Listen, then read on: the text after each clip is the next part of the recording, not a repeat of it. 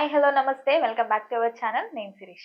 ఈరోజు మనతో పాటు ఉన్నారు ప్రస్తుతం తేజస్విని గారు హోమియోపతి. మేడంతో ఈరోజు చాలా మంది పీరియడ్స్ వచ్చినప్పుడు మూడ్ స్వింగ్స్ చేంజ్ అవుతూ ఉంటాయి. కోప్పడుతూ ఉంటారు. ఏవేవో తింటా ఉంటారు. అరుస్తా ఉంటారు. అసలు దానికి రీజన్ ఏంటి? ఎందుకు అలా వస్తుందో? సో, మొత్తం క్లియర్‌గా కనుక్కుందాం. Hi madam. హాయ్ అండి.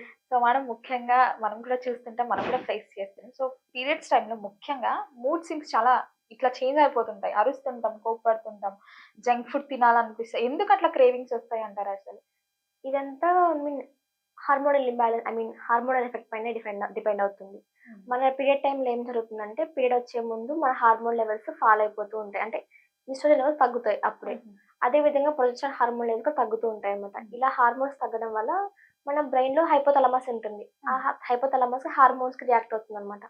ఇలా లెవెల్స్ తగ్గినప్పుడు ఆ హైపోథాలమస్‌లో రియాక్షన్ జరిగి ఇలా ఫుడ్ క్రేవింగ్స్ అవ్వనివ్వండి, ఎమోషనల్ ఇంపాక్ట్ యాంగ్జైటీ గాని, ఇలా డిప్రెషన్ అవ్వనివ్వండి. కొంతమందిలో ఒక్కొక్కరిలో ఒక్కొక్కలాగా ఉంటుంది ఈ హ్మ్. మూడ్ స్వింగ్స్ అనేటివి. కొంతమందికి ఈజీగా చిరాకు పడడం గాని, చిన్న చిన్న వాటికి చిరాకు పడడం, కోప్పడడం, హ్మ్. గట్టిగా అరవడం లాంటివి చేస్తుంటారు.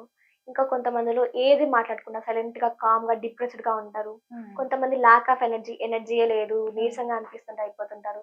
కొంతమంది ఇంకా పీరియడ్ టైమ్‌లో ఓవర్ యాక్టివ్‌గా ఉంటారు. నార్మల్ టైమ్స్ కన్నా కూడా పీరియడ్ టైమ్స్‌లో ఇంకా ఓవర్ యాక్టివ్‌గా హుహు. కనిపిస్తుంటారు వాళ్ళు. అది కూడా హార్మోనల్ అది కూడా హార్మోనల్ ఓకే. ఫ్లక్చుయేషన్సే ఉంటుంది. అదొక అంటే మన బాడీ మన హార్మోన్స్‌కి రియాక్ట్ అయ్యే పద్ధతి డిఫరెంట్ డిఫరెంట్‌గా ఉంటుంది. ఒక్కొక్కరిలో ఒక్కొక్కలాగా అనిపిస్తుంది. హుహు. కొంతమందిలో హ్యాపీ హార్మోన్ అయిన హార్మోన్స్ ఉంటాయి.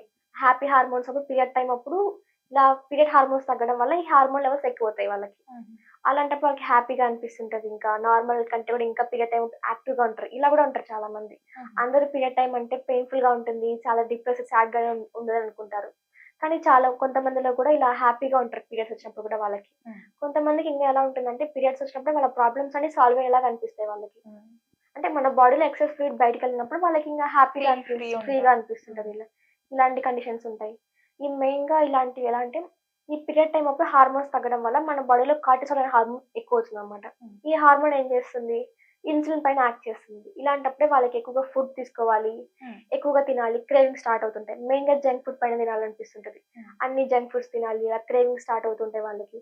వాళ్ళకి తెలియకుండానే వాళ్ళు ఎక్కువ తినేస్తుంటారు ఈ పీరియడ్ టైమ్స్‌లో గూడా. హ్మ్. ఇది మెయిన్‌గా హార్మోనల్ ఎఫెక్ట్ పైన వల్లనే వస్తుంది వాళ్ళకి. హుహు. ఒకటి హ్యాపీ హార్మోన్ ఉంటే వాళ్ళు హ్యాపీగా ఉంటారు. లేదంటే కార్టిసోల్ లెవెల్స్ ఎక్కువైనట్టయితే వాళ్ళు ఇలా ఫుడ్ క్రేవింగ్స్ అవ్వనివ్వండి, హుహు. అలా చేస్తూ ఉంటారు.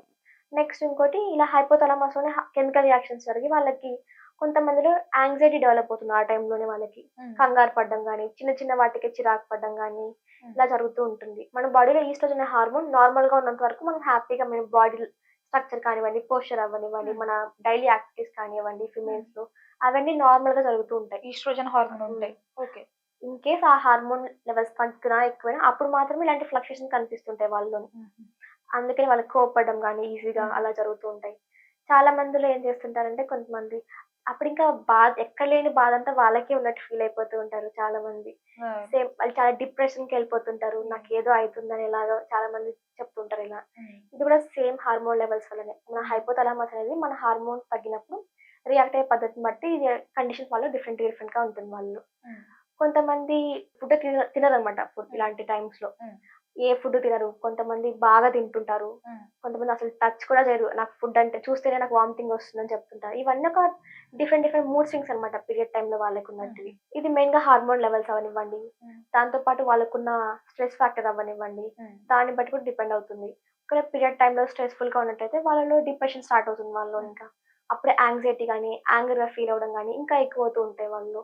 హ్మ్. ఇంకా ఇలాంటి టైం అప్పుడు ఎక్కువ ఎక్సర్‌సైజ్ అనేటివి చేయడం మంచిదైతే కాదనమాట. హుహు. ఎక్సర్‌సైజ్ వల్ల కూడా అవాయిడ్ మన చేయాలి. బాడీలో హార్మోన్స్ అనేటివి ఇంబాలెన్స్ అవుతూ ఉంటాయి. ఫ్లక్చుయేషన్ జరుగుతూ ఉంటది. హ్మ్. ఎలా అంటే ఎక్కువగా ఎక్సర్‌సైజ్ చేశామనుకోండి, హ్మ్. మన బాడీలో కార్టిసోల్ హార్మోన్ ఎక్కువవుతుంది. హ్మ్. దానివల్ల గూడా ఫుడ్ క్రేవింగ్స్ అవ్వనివ్వండి, ఎక్కువ మూడ్ స్వింగ్స్ రావడం కామన్‌గా ఉంటుంది. అదే విధంగా చాలా మంది జంక్ ఫుడ్స్ తింటూ ఉంటారు ఈ టైంలో. హ్మ్. దానివల్ల ఇన్సులిన్ రెసిస్టెన్స్ వస్తుంది. ఇంకా ఓవర్ వెయిట్ అయ్యేదానికి ఛాన్సెస్ ఎక్కువగా ఉంటాయి. హుహు. కాబట్టి ఇదంతా మెయిన్ హార్మోన్ వల్లనే మాత్రమే వాళ్ళకిలా అనిపిస్తూ ఉంటుంది వాళ్ళకి.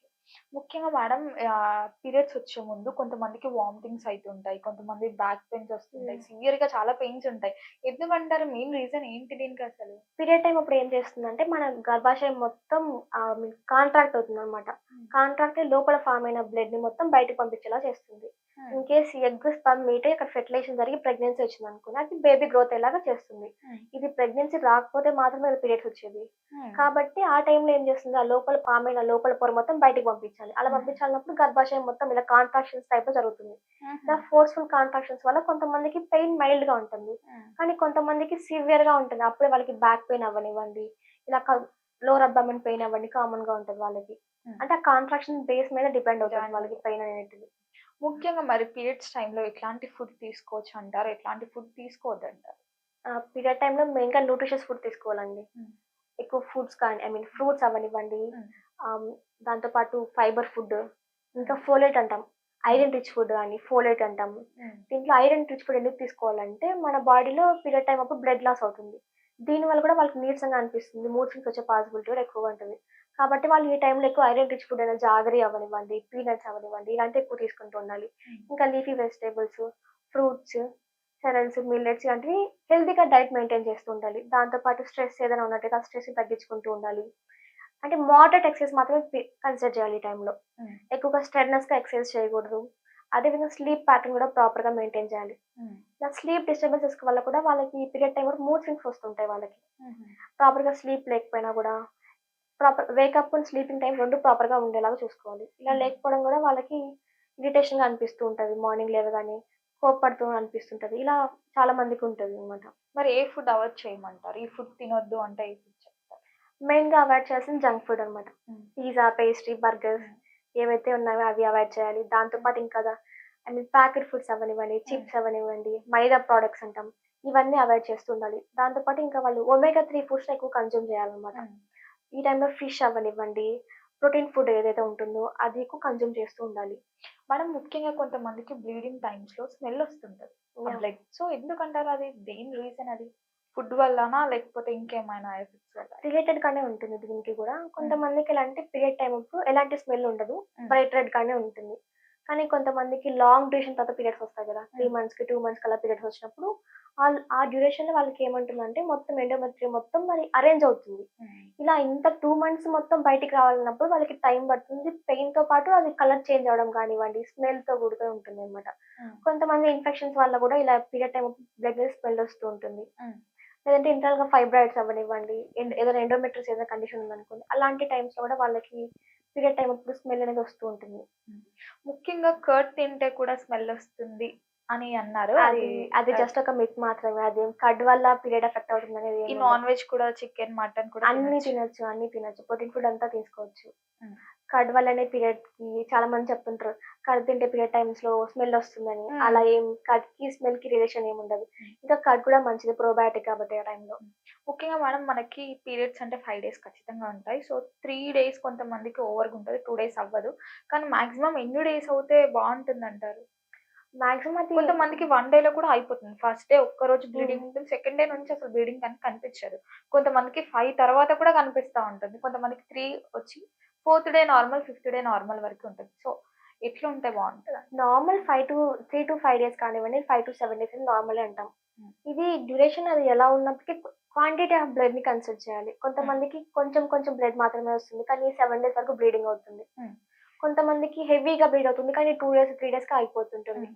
అది 2 కండిషన్స్‌లో నార్మలే అంటాం రెండిటిని కూడా.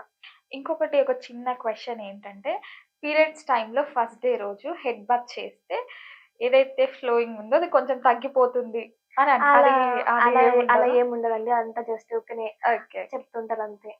హెడ్ బాత్ చేయడం వల్ల పీరియడ్ ఏదో ఆగిపోదు, ఏముండదు. Okay madam.